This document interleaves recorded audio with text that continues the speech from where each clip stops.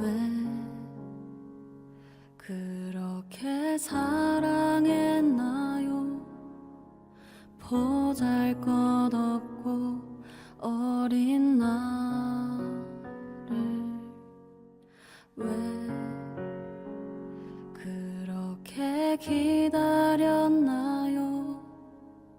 연약하고 부족한 나인데 날 기다려주신 그 사랑 왜 이제야 알았는지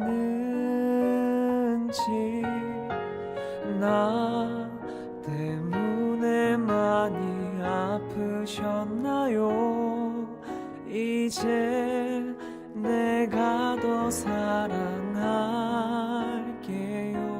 내가 받은 그 사랑 세상에 전할게요. 나를 사용해 주세요. 날 보내주세요. 날 일으켜 주세요. 내가 힘들고 지쳐서 넘어지려 할 때도 생명 주신 그 사랑 또 기억할게요. 내 모든 것 되신 내 아버지.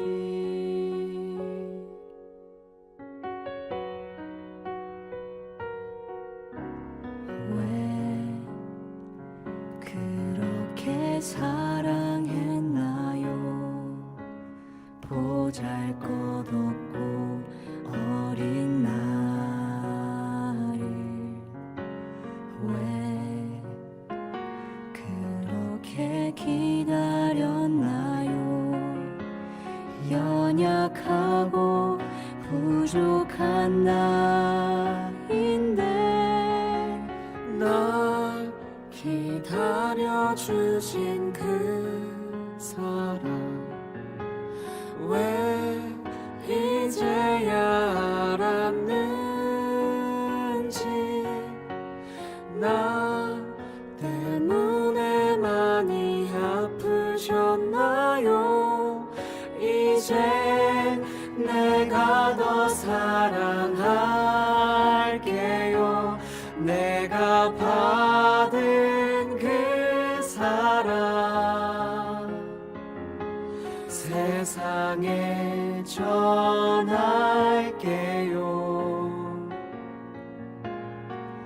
나를 사용해 주세요. 날 보내주세요. 날 일으켜 주세요. 내가 받은 그 사랑 세상에 전할게요. 나를 사용해 주세요. 날 보내주세요. 날 일으켜 주세요. 내가 받은 그 사랑 세상에 전할게요. 나를 사용해 주세요. 날 보내주세요. 날 일으켜 주세요. 내가 힘들고 지쳐서 넘어지려 할 때도 생명 주신 그 사랑 또 기억 갈게요. 내 모든 것 되신 내 아버지.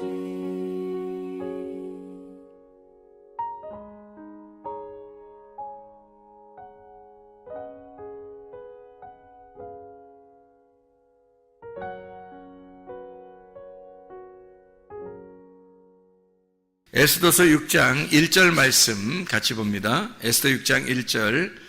그날 밤에 왕이 잠이 오지 아니하므로 명령하여 역대 일기를 가져다가 자기 앞에서 읽히더니. 여러분 잠 안 올 때 있어요, 없어요?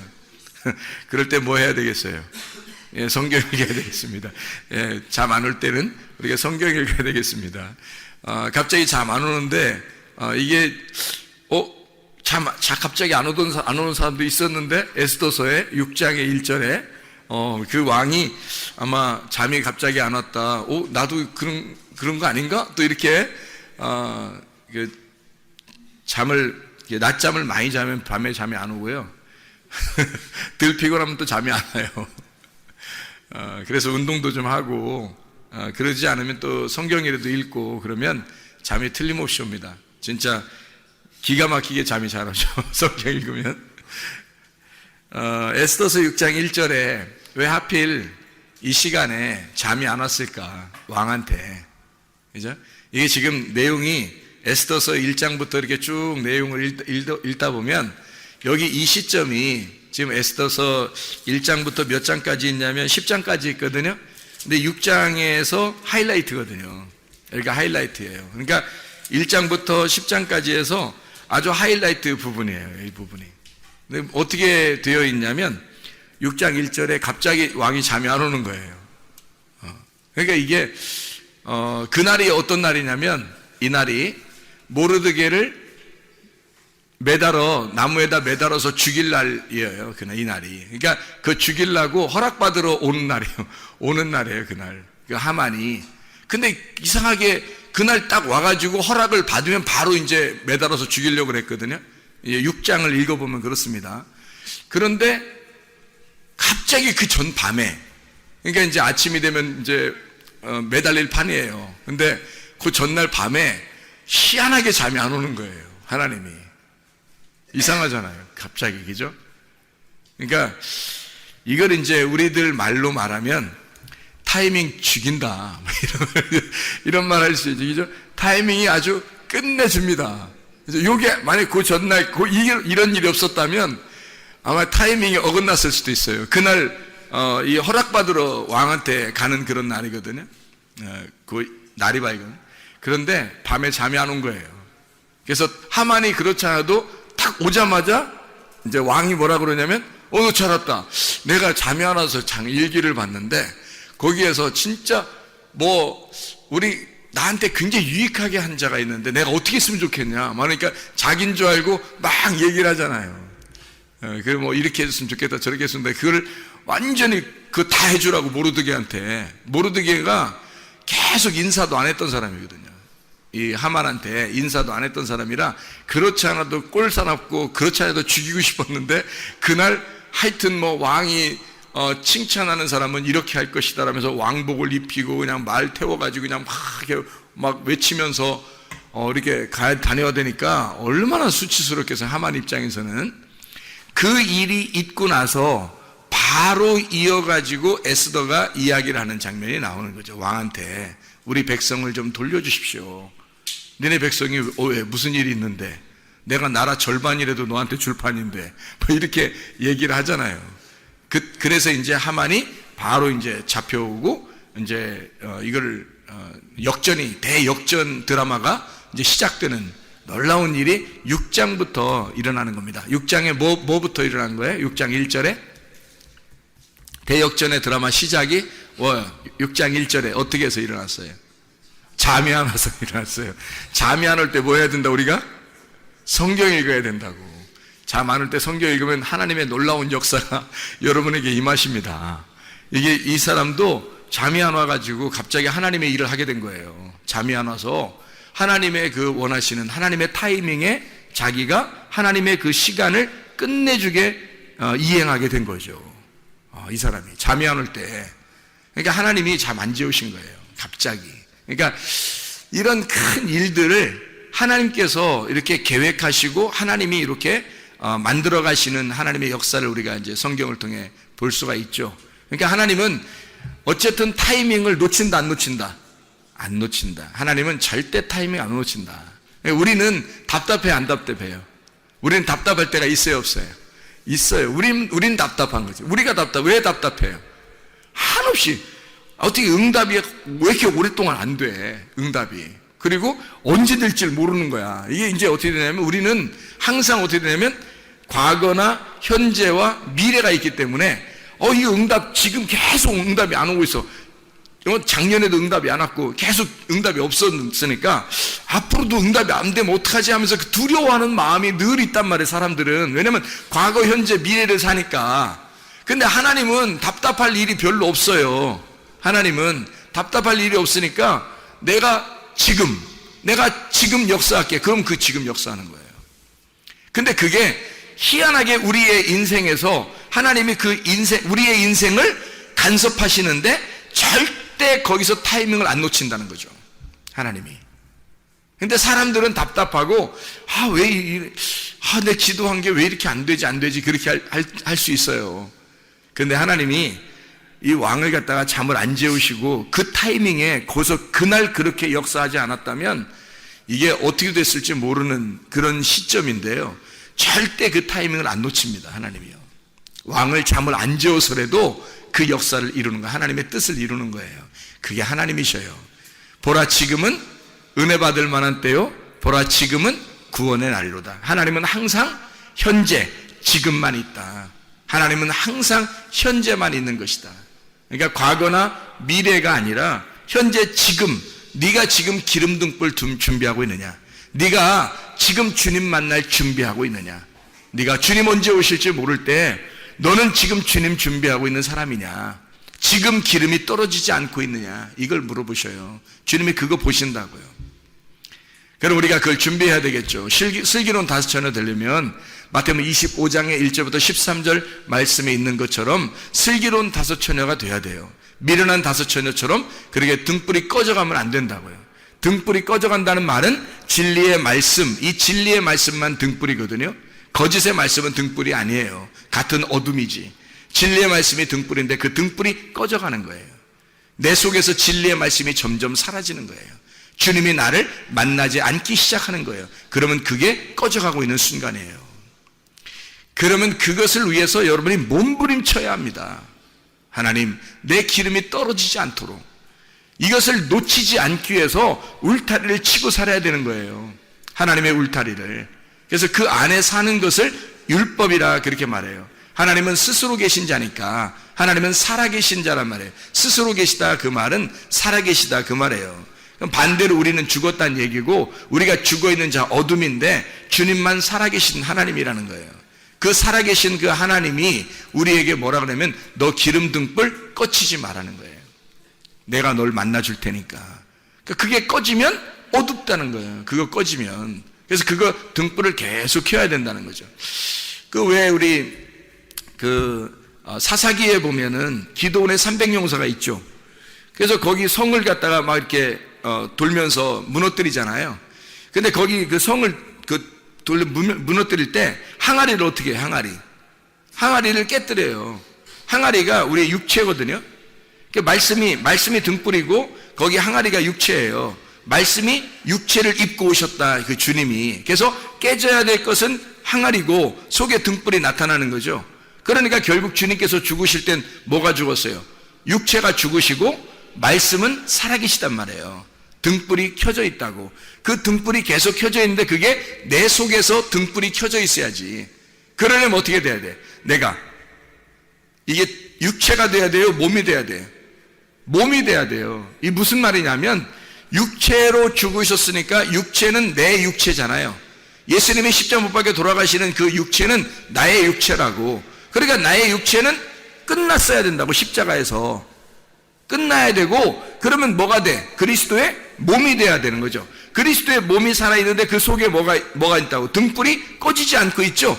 부활하신 주님이. 그래서 그 말씀이 내 속에서 계속 불이 타고 있는 거예요. 그러면 그걸 보존하는 이게 내가 육체가 아니라 몸이 되는 거죠. 그러면은 이게 교회가 몸이 성전인 내가 이걸 보호하고 살아가는 거예요. 이걸 꺼치지 않고 꺼치지 않고 계속 이렇게 보호하면서 살아가게 되면 신랑 만난다는 얘기입니다. 그게. 근데 이걸 꺼치면 안 되는 거죠.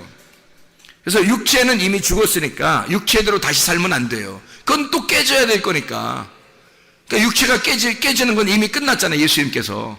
그러니까 우리가 육체는 이미 끝났다고 우리가 회개하고 그 몸으로, 그리스도의 몸으로 말씀을 보존시키면서 살아가는 것이 그리스도인이다. 이게 등불 꺼치지 않는 방법이고, 기름을 계속 타야 되는 것은 아침과 저녁으로 계속 말씀으로 우리가 무장해야 된다는 것을 말하는 거예요.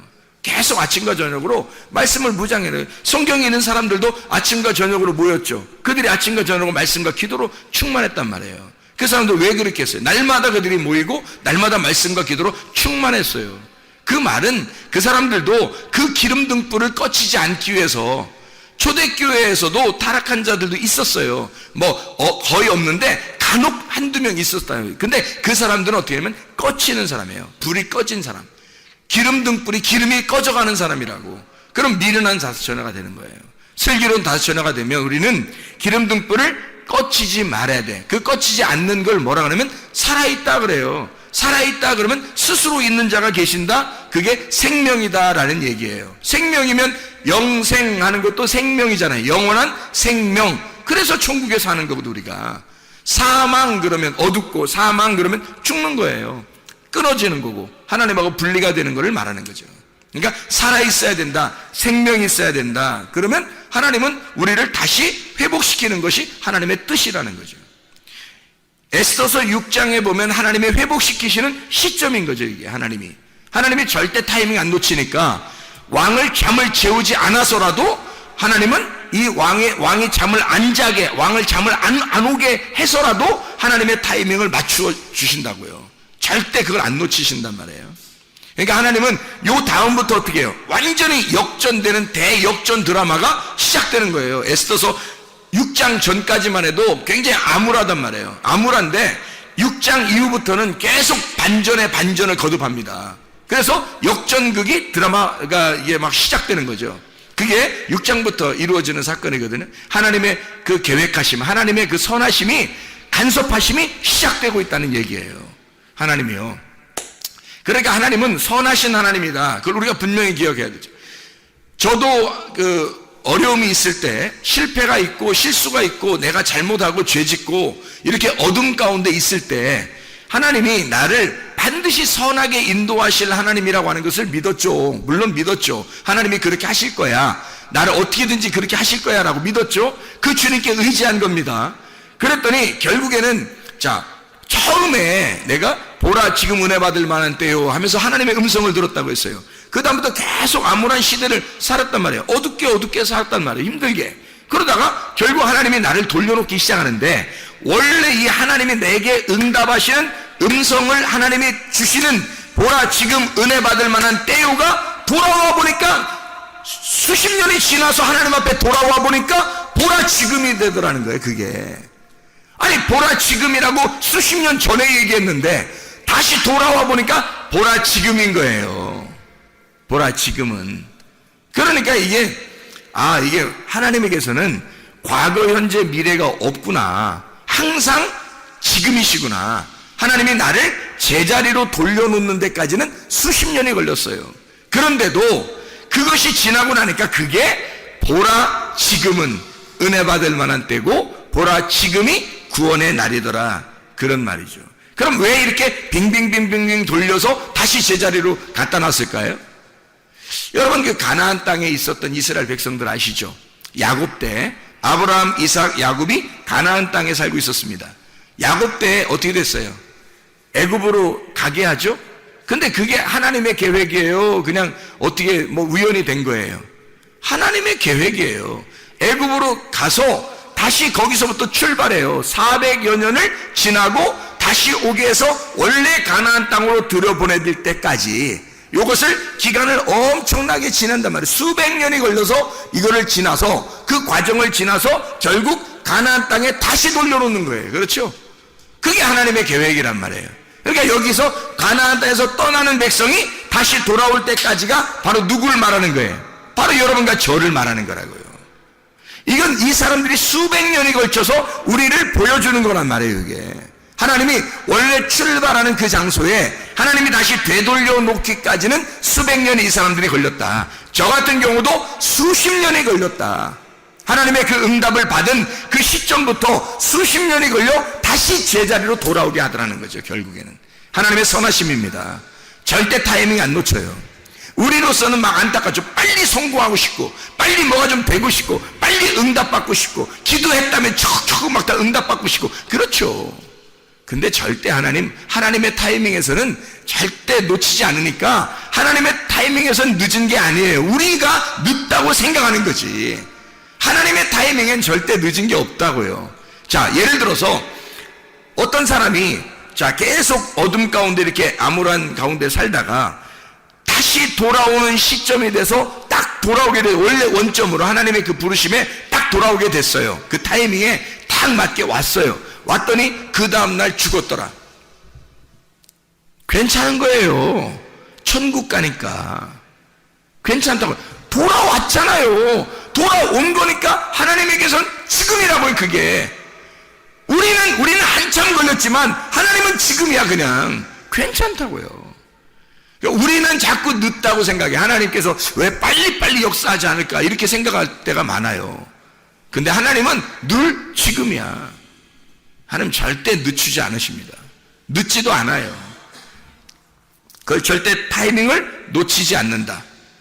왜 이렇게 돌리는가? 우리를 뭐 하려고 그러는 거예요? 애굽에 있는 이스라엘 백성들을 광야로 끌어내서 그 용광로 같은 광야에 집어넣었다가 다시 가나안 땅에 오게 해요. 그냥 바로 그냥 휙 오면 안 되나요? 하나님이 뭐 그런 역사하지 못하겠어요? 충분히 할 수 있거든요. 근데 안 한다고요. 광야에까지 집어넣고 그 다음에 다시 가나안 땅에 오게 해요.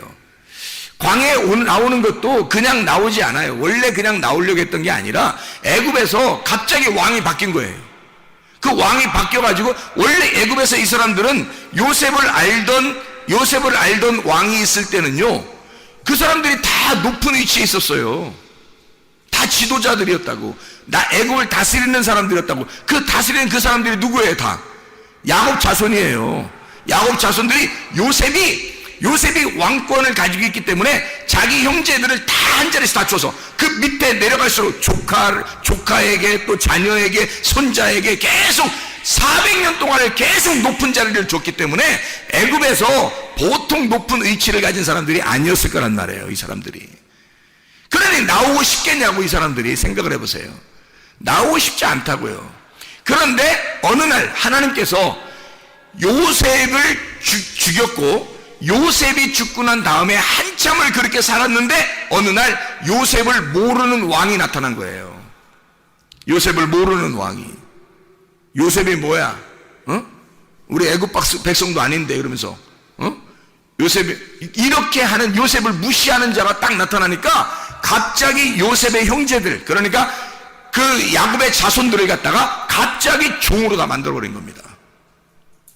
그리고 막 잘 살던 사람이 갑자기 종이 되니까 어떻게 됐겠어요, 여러분? 잘 사는 사람들은 안 나와요. 나오라고 해도 안 나온다고. 근데 갑자기 종이 되니까 이 사람들이 막 아우성 치는 겁니다. 살려달라고. 우리 하나님은 어디 계십니까? 살려주세요, 살려주세요. 막 아우성 칩니다. 그때 하나님이요, 모세라고 하는 사람을 선택을 하는 거예요.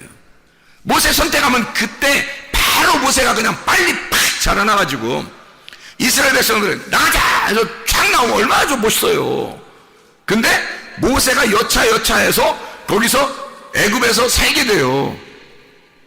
40년을. 그러니 모세가 태어날 때는 아들들을 다 죽이던 때입니다. 아들들을 다 죽이던 때에 40년을 애굽에 있게 하고, 그죠? 그럼 40년이 지난 겁니다. 고통받는 시간을 40년이 지난 거예요. 그리고 거기서 애굽 사람 하나 죽여가지고 모세가 도망 나오죠. 도망 나와서 광야에서 몇 년 살아요? 40년을 살아요. 그러니까 도합 80년을 애굽에 있는 이스라엘 백성들은 80년 정도는, 적어도 80년 정도는 종으로 살고 있었다는 거죠. 80년 정도는. 그죠? 80년, 100년 정도는 그 전에는 뭐 요셉이 있을 때는 잘 살았지만, 그리고 그 이후에도 좀 잘 살았겠지만, 갑자기 왕이 바뀌면서 한 80년, 100년 사이는 완전히 종으로 살았단 말이에요. 그래서 이 사람들이 나가고 싶겠어, 안 나가고 싶겠어? 나가고 싶죠. 그러니까 모세를 준비시켜서, 그냥 준비시켜서 40년 동안 살아서 40살 되면 그냥 나가자 그러면 얼마나 멋있냐고요. 근데 모세를 또 데리고 나와서 광야에서 또 40년을 또 푹 삶아버리네. 80세가 돼서야 모세를 보내는 거예요. 데리고 나오라고. 데리고 나오는 그 기간이 40년 걸렸어요. 40년. 그러니까 도합 120년을 모세가 사는 거예요. 그래서 40년 동안을 데리고 나오는 거예요. 이들은 80년 이상을 종으로 살다가 살려달라고, 그래서 하나님 앞에 살려달라고 하다가 겨우겨우 광야로 나오는 사람들이 됐단 말이에요. 생각을 해보시라고요. 하나님이 왜 그렇게 만드실까? 왜 애굽으로 내려가기 싫은 야곱을 애굽에 내려가서 살게 하고, 그 다음에 그 자손들이 거기서 살다가 잘 살다가 갑자기 못 살게 돼요. 그러다가 광야로 끌고 나와가지고 막 고생을 시키고, 그러다가 가나안 땅으로 다 죽이고 가나안 땅으로 어린아이들만 들어갈 수 있도록, 여호수아 갈렙 믿음을 끝까지 지킨 사람, 기름 등불 꺼지지 않은 사람, 그 사람 2명만 데리고 들어가. 놀라운 얘기죠. 이게 왜 그랬을까요? 낮추시는 겁니다. 광야에 데려다 놓고 하나님은 낮추시는 거예요. 광야에 데려다 놓고 계속 두드려서 이 사람을 낮추시고 겸손하게 만들고 낮추시는 작업이 광야의 작업이에요. 그게 교회라고요. 여러분은 세상에서 있었던 믿음만 가지면 됐지 뭐 생각하는 사람들을 교회에 데리고 놔. 그리고 말씀으로 계속 두드리는 거예요. 여러분을. 왜요? 이유가 낮추시려고. 여러분을 낮추시려고, 겸손하게 만들려고. 그래야 가나안 땅에 하나님의 백성이 되니까. 하나님의 백성은 교만한 자는 하나님의 백성 될 수 없어요. 높아 있는 자는 하나님의 백성 될 수 없어요. 겸손한 사람만 하나님의 백성 될 수 있어요. 겸손한 사람에게만 주님이 은혜를 베풀어 주셔요. 낮은 자들만, 낮춰진 자들만 주님께서 높여주시는 겁니다. 그렇게 구원하시는 사람은 그 방법이, 주님의 방법이 그거니까 끌어내는 거예요. 자, 여러분, 결혼을 왜 한다고 그랬어요? 결혼이 최대의 뭐라고요? 실수라고. 결혼하면 최대 실수야. 사람이 결혼하면 갑자기 눈이 좁아져요. 시야가 좁아진다고. 눈이 갑자기 좁아져가지고 자기 아들, 자기 딸, 남편, 아내 요것만 보인다니까요. 실제로. 그 전에는 총각 때는 몰라. 뭐 처녀 때도 모르고 학생 때도 몰라요. 그냥 뭐 주님 사랑하세요 그러면 내가 막 목숨 걸고 주님을 사랑하겠습니다 막 다 그래요. 그거 다 그렇게 외친다고요. 근데 결혼을 딱 하는 순간 눈이, 시야가 딱 좁아지면서 뭔가 이상하게 그때 결심했던 그것이 자꾸 이상하게 흐물흐물해진단 말이에요. 자꾸 청년 때, 학생 때 막 고백했던 그 고백이 자꾸 나 자신 이상해서 없어지는 거예요. 사라지는 거야. 그래 나중에 이제 뭐라 그러면, 내가 말이야 왕년에는 내가 옛날에는 내가 너희들처럼 진짜 내가 열심히 했었는데, 이렇게 이런 헛소리 픽픽 하는 거죠. 왜 그렇게 됐어요? 이 사람이 결혼만 안 했으면 끝까지 갔을 텐데 결혼했기 때문에 시야가 좁아진 거예요. 자기 남편, 자기 아내, 자기 자식, 자기 돈, 자기가 먹고 살 거, 요게 딱 보이기 시작하는 거예요. 그래서 그런 거죠, 그죠? 결혼이 그래서 예수를 믿는 사람들에게는 최대의 실수입니다. 그렇죠? 근데 예수를 언약의 말씀으로 만난 사람은 진짜 아름다운 게 결혼이에요. 진짜 행복한 게 결혼이거든요. 주님 놓치지 않으면서 결혼 생활 해보세요. 얼마나 아름다운지. 주님을 최우선주의로 생각하면서 결혼 생활 해보세요. 얼마나 아름다운지 몰라요. 항상 예수님이 1번이에요. 2번이 남편, 아내, 또 2번이 딸, 아들. 이렇게 항상 1번이 예수님 해보세요, 여러분. 그러면요 결혼 생활이 굉장히 아름다운 게 될 겁니다. 근데 시야가 딱 좁아, 결혼하면서 시야가 딱 좁아지면서 어떻게 되느냐, 갑자기 사람이 어떻게 바뀌어? 갑자기 딱 가정만 딱 바라보게 되거든요. 일단 그래서 교회보다 가정, 하나님보다 가정, 이게 먼저 이걸 막 생각하게 돼 있어요. 그러면요 그것을 내가 이걸 먼저 생각해야지만 이렇게 하잖아요. 그러면 어떻게 되는지 알아요? 그들에 의해서 고통을 받기 시작합니다. 그들에 의해서. 어떤 고통이 일어나냐면 그렇게 막 하고 있는데 애지중지한 나의 가장 사랑하는 남편, 나의 가장 사랑하는 아내, 나의 가장 사랑하는 자녀들, 뭐 이렇게 막 내 거 가장 사랑하는 돈, 내 가장 사랑하는 이렇게 막 하고 있었는데 거기에만 온통 신경 썼는데 나를 속삭이는 사람들은 다 그 사람들이야. 자기를 속삭이는 사람은 다 그 사람들만 하는 거야. 다른 사람들은 자기를 속삭이지 않아요. 딱 자기가 진짜 신경 쓰는 그 사람들만 딱 자기를 속삭여요. 고통이죠. 결혼을 안 했었더라면 이런 고통이 없었을 텐데 라고 계속 생각하게 되죠, 사람이. 그죠? 근데요, 진짜 주님을 만난 사람은 어떻게 될까요? 이것이, 이 고통도 하나님께서 내게 허락하신, 이 기쁨도 하나님이 내게 허락하신, 이것이 다 주님이 항상 우선이니까 이것이 어떻게 되더라도 하나님께 맡기는 거예요. 그 주님께. 그러면요 그냥 기쁘죠, 결혼 생활이. 그러니까 기쁘게 결혼 생활 할 거냐, 내가 실수했어 하면서 결혼 생활 할 거냐, 이건 우리가 진짜 선택해야 돼요. 생명과 복과 사망과 저주를 네 앞에 펼쳐놓겠으니까 네가 살기 위해서는 생명을 선택하라는 거야. 생명, 말씀이잖아요. 주님을 선택하라는 거예요. 먼저 주님을 선택해보라는 거예요. 실제로 해보라는 거예요. 진짜 회개하고 한번 해보라는 거예요. 그러면 가정만큼 행복한 게 없고 자기에게 행복을 주는 게 없어요.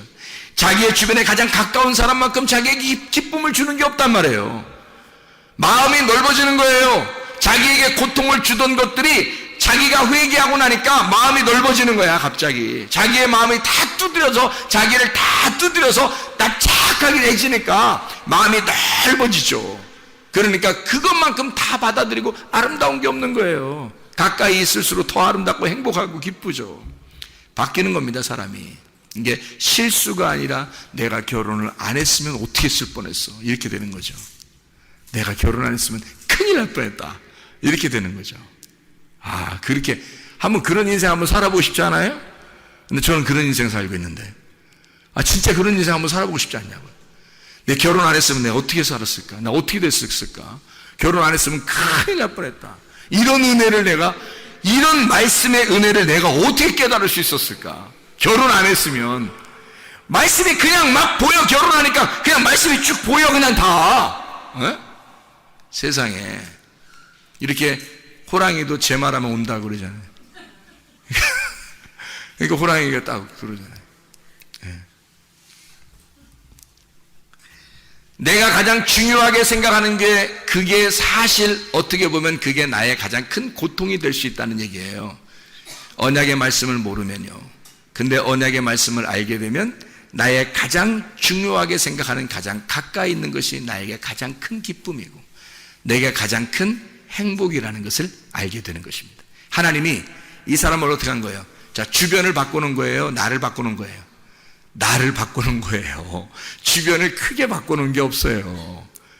다 똑같아요. 그냥 여전히 신경 쓰이고 고통스럽고 다 그렇게 생각되는 것들이에요, 주변에.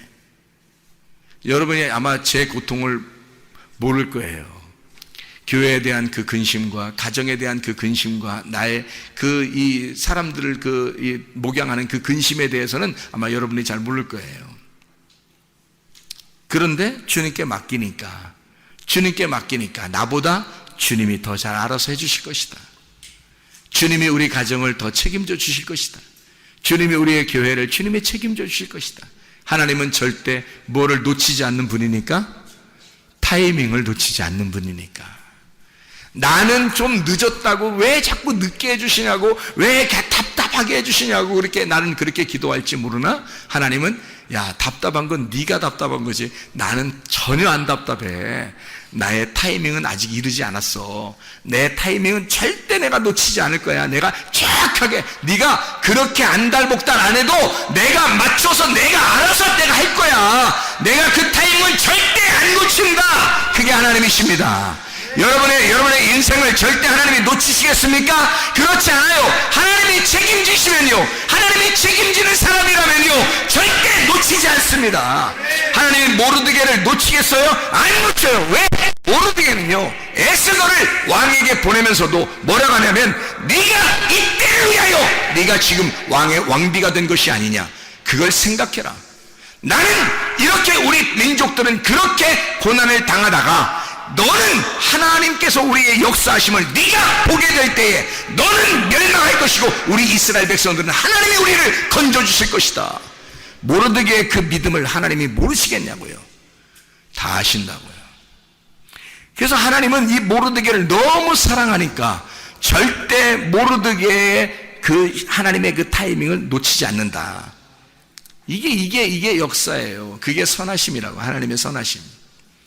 그러니까 그런 선하심을 여러분이 기억하고 내 거라고 자꾸 주장하던 것들을, 그 주장하면 주장할수록 그것이 나를 공격해오는 그런 것들을 위해서 아주 고통받고 고생하고 살지 말고, 하나님이 우리 마음을 고쳐주시는 그 하나님을 하나님께서 우리의 마음을 고쳐주시면 그냥 언제 이루어져도 이루어져. 언제 이루어져도 이루어져. 우리한테는 절대 늦는 것 같지만 하나님은 절대 늦은 적이 없는 거예요. 하나님은 절대 늦은 적이 없는 거예요. 그게 하나님의 역사예요. 하나님의 타이밍이라고 그러는 것입니다. 하나님의 뜻대로 살다가 주님 만나시기를 바랍니다. 우리가 고통스러워하고 실패할 때 주님은 거기에 항상 함께 하십니다. 생각해 보세요. 임마누엘 되신 하나님, 임마누엘 하신 하나님은 어디에서 함께 하시나요? 임마누엘 하나님은요, 이사야 7장 14절에, 이사야 7장 14절 보면 이렇게 나와 있어요. 뭐라고 나와 있냐면, 이사야 7장 14절에 이렇게 나와요.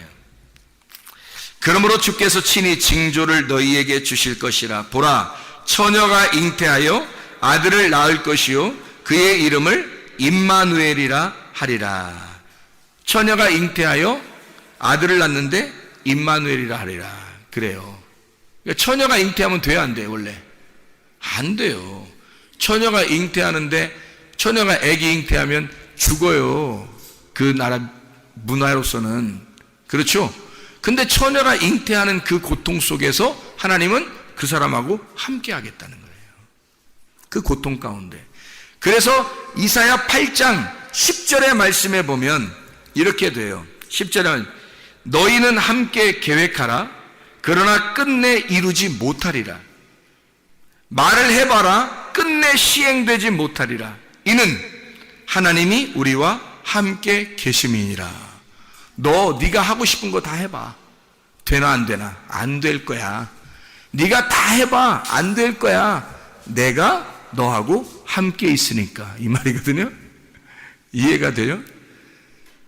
네가 해볼 만큼 네가 다 해봐. 그래서 그 실패를 경험하고 네가 말하는 대로 다 되나 안 되나 봐봐. 다 안 될 거야. 근데 내가 거기에 함께 있어. 절대 나의 타이밍을 놓치지 않는다. 너는 이게 왜 늦게 응답이 올까? 왜 나에게는 이런 일들이 벌어질까? 왜 하나님 나에게는 내가 이렇게 하나님 앞에 열심히 하는데 왜 나한테는 이렇게 될까요? 내가 왜 내게 눈물이 이렇게 날까요? 왜 내게 이런 고통이 올까요? 라고 하나님 앞에 호소할지 모르나 하나님은 그 가운데 내가 너와 함께 있어. 그러면 만족하지 않느냐 이 말이에요. 왜 너는 네가 이루어지는 것들만 바라보느냐? 내가 너와 함께 하는 거, 이걸 바라봐라 이거죠. 내가 너와 함께 있으면 되는 거 아니냐 이거야. 근데 사람들은 하나님하고 함께 있는 거 별로 원하지 않아요. 알아요? 여러분, 기도하고 그냥 자기가 원하는 거 금방 막 됐으면 좋겠어. 아프면 기도하고 오늘 팍 났으면 좋겠어. 뭐 돈 없는데 빚도 못 갚고 돈 없는데 갑자기 돈이 갑자기 누가 전화 띠링 갑자기 가서 이런 기적들도 어떤 사람이 일어난대. 그러면서 나는 왜 이런 기적이 안 일어날까? 그래서 띠링 전화 와서 갑자기 누가 돈을 내가 돈 좀 주면 안 될까? 왜? 돈을 갑자기 막 갖다 주면 이러면 좋겠죠. 그럼 막 자식을 위해서 막 기도, 하나님 이 아이가 대학을 잘 하나님 했더니 아마 공부도 좀 별로 안 한 것 같은데 이상하게 시험 봤는데 점수가 팍 좋아요. 할렐루야. 대학을 막 갑자기 좋은 데를 턱하니 집어넣었더니 그냥 턱하니 합격을 했어요. 얼마나 행복하겠어요. 우리는 바라는 게 순 그런 것들이라고요.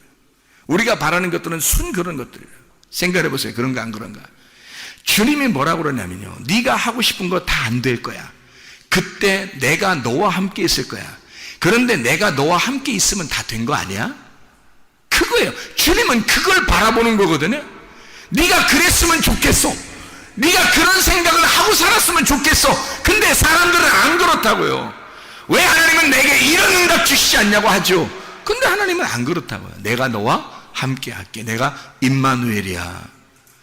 그 이름, 처녀가 아들을 잉태하여 그 아들이 오면은 임마누엘이라고 해라. 예수, 그가 구원자다.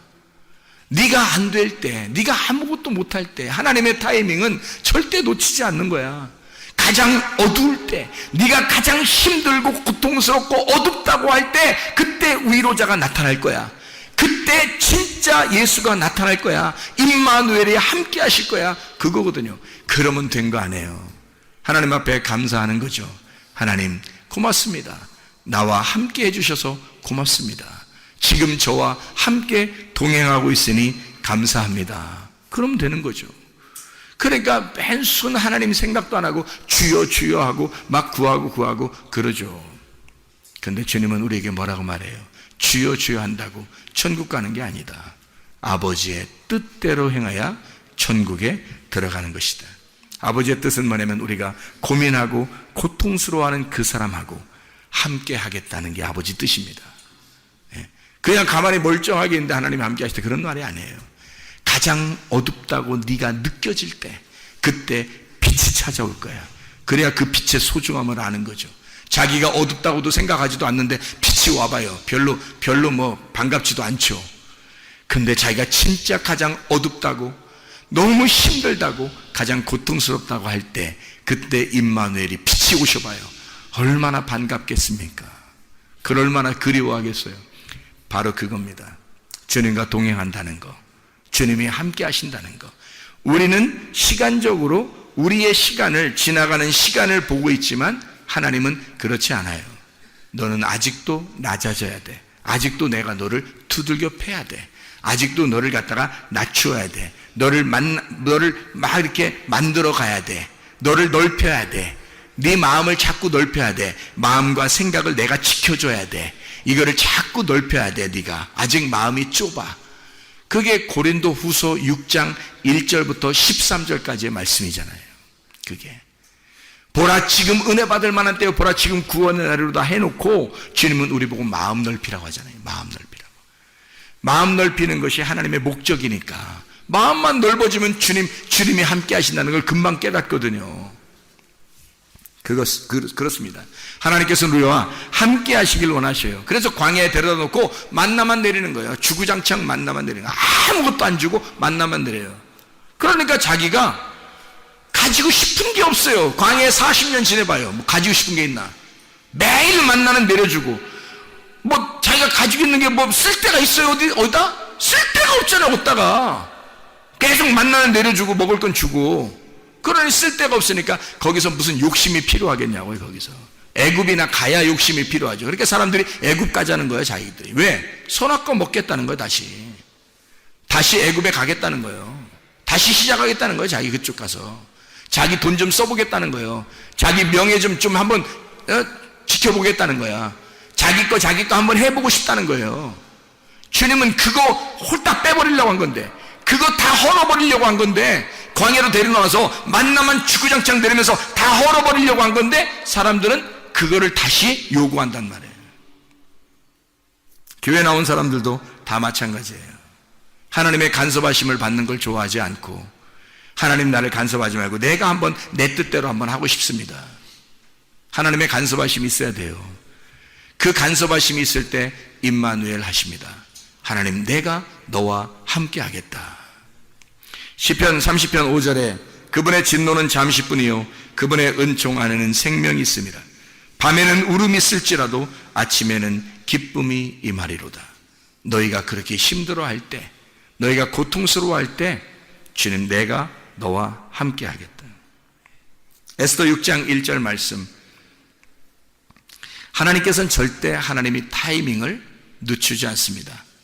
놓치지 않아요. 지금 기름 등불이 꺼져가고 있는가? 아니면 지금 기름 등불이 준비되어져 있는가? 날마다 하나님의 말씀으로 만족하며 살아가고 있는가? 우리는 하나님의 타이밍에 우리는 그 자리에 지금 있는가? 하나님이 하나님께서 절대 내가 너와 함께하고 싶은 사람인가? 그렇게 고민하고 그렇게 고통스러워하고 그렇게 하나님의 위로를 기다리는 자인가? 하나님의 기름 등불 때문에 내가 고민하는 자인가? 진짜 오늘도 그렇게 살기 위해서 몸부림치는 자인가? 그런 사람과 우리 주님은 함께 하십니다. 왜 하나님은 이렇게 우리를 고통 가운데 그냥 두냐면 하나님께서 우리를 디자인하고 싶어 하셔서 그런 거예요. 우리의 인생을 내 인생을 내가 디자인하면 엉망진창이 나옵니다. 그러나 내 인생을 하나님 앞에 맡기면 그러면 하나님께서 나의 인생을 디자인하기 시작하죠. 하나님은 우리의 가정을 하나님께서 디자인하기 시작하죠. 하나님의 방법대로 하나님의 뜻대로 우리를 계획하신 대로 하나님의 그 타이밍 안에서 하나님이 우리를 만들어 가실 것입니다. 내가 답답한 거지. 내가 내 걸 만들려고 하다 보니까 답답한 거지. 하나님은 답답할 일이 없습니다. 하나님은 자기가 디자인하여 여러분의 인생도 여러분의 가정도 우리의 교회도 하나님이 디자인하기를 원하신단 말입니다. 하나님께 맡겨서 하나님이 나를 디자인하시도록 그렇게 맡기는 인생을 살 것인가? 아니면 내 인생을 내가 디자인하여 망치면서 살아갈 것인가? 이것은 우리가 생명을 선택할 거냐 사망을 선택할 거냐? 우리는 선택하는 사람입니다. 주님 오늘도 생명을 선택하며 살게 하옵소서. 일평생에 하나님이 디자인하는 내 인생을 하나님께 맡길 테니 하나님이 나의 인생을 디자인해 주십시오. 하나님 우리의 가정을 주님께 맡길 테니 우리의 가정을 주님이 디자인해 주십시오. 하나님의 타이밍에 절대 그 자리에 모르드게처럼 있는 그 자리를 지키는 그 믿음을 굳게 지켜 거룩한 자존심을 가지고 있는 사람, 그런 모르드게처럼 하나님의 마음에 쏙 드는 사람들이 다 되시기를 바랍니다. 기도하겠습니다.